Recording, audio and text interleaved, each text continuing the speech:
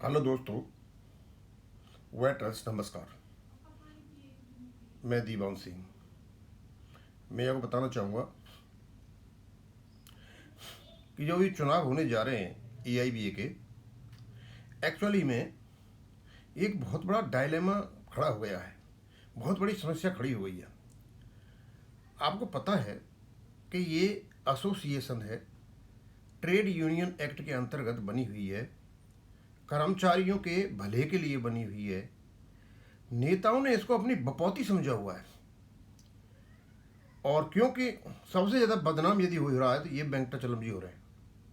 मेरी समझ में बात नहीं आती कि इतने दिन भाई आपने राज कर लिया, काम तो लोगों ने कुछ किए नहीं, केवल और केवल काम बिगाड़े और बैंक मैनेजमेंट के साथ केवल और केवल दलाली का काम किया। ऐसा क्यों किया जा रहा है कि चुनाव होने जा रहे हैं और जो डेलीगेट्स आ रहे हैं उनकी सूचना को दबा करके रखा जा रहा है। उससे एक डेटर पहले डाला, उससे पता चला था और काफ़ी बातें हमारे सामने आ रही हैं। उसी के संबंध में एडवोकेट कमल पाटनी जी ने एक समाचार पत्र में लेख निकाला और उसका नाम है भारत निविदा समाचार। क्या एआईबीए को नए नेतृत्व और नई दिशा की आवश्यकता है? बहुत बड़ी चीज हो चुकी है आज। भाई, जो आदमी रिटायर हो गया, 76 साल की उम्र हो गई है, आखिरकार क्यों चाहिए उसको लीडरशिप एआईबीए की? क्यों नए लोगों को नहीं आने देते हैं? तो मैं पढ़ के बताता हूँ क्या कहते हैं। अभी तो बहुत कुछ बातें आएंगी। All India bank employees association के 30वें राष्ट्रीय अधिवेशन के घटनाक्रम ने बैंक कर्मचारियों के बीच कई गंभीर प्रश्न खड़े कर दिए हैं। संगठन के भीतर बरसों से चल रहे नेतृत्व, निर्णय और प्रक्रिया, कर्मचारियों की वास्तविक समस्याओं को लेकर असंतोष अब खुलकर सामने आने लगा है। सीएच वेंकटाचलम लंबे समय से संगठन का चेहरा रहे हैं। उनके अनुभव, संघर्ष और संगठनात्मक योगदान से इनकार नहीं किया जा सकता, लेकिन लोकतांत्रिक संगठनों में यह भी उतना ही आवश्यक है कि समय समय पर नेतृत्व की समीक्षा हो, नई पीढ़ी को अवसर मिले और कर्मचारियों को बदलती समस्याओं के अनुसार नई रणनीति तैयार की जाए।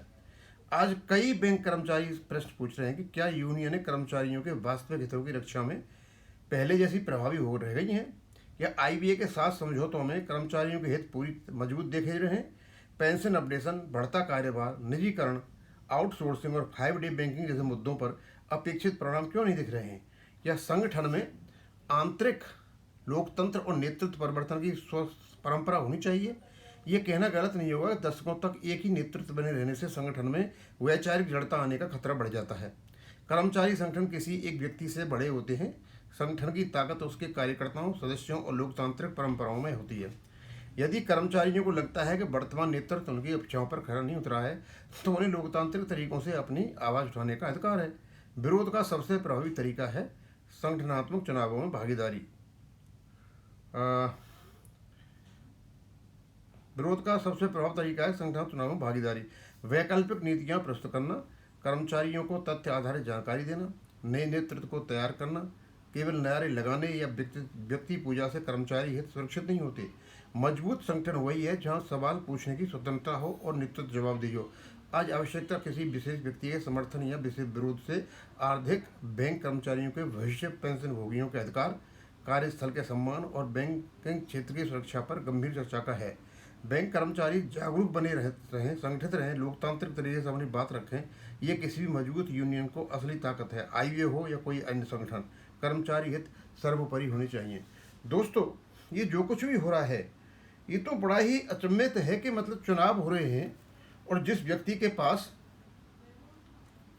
डेलीगेट की लिस्ट है उस लिस्ट को उपलब्ध नहीं करा रहे हैं। तो ऐसे हो गया जैसे चुनाव आयोग चुनाव कराएगा और मतलब मनमर्जी से करेगा, और जो पार्टियां चुनाव लड़ रही हैं उनको कोई जानकारी नहीं देगा।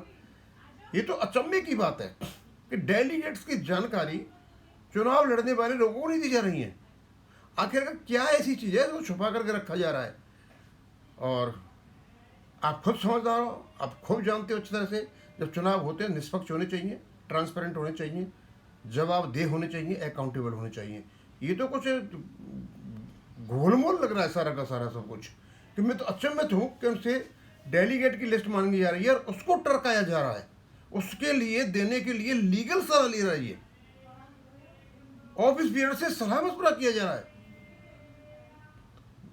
Really surprising. अब मैं एडवोकेट कर्नल पाटनी जी ने पूछा है तो मैंने उनका डाल दिया यहाँ पर, ये किसी समाचार पत्र में निकला था, मैंने वही डाला यहाँ पे।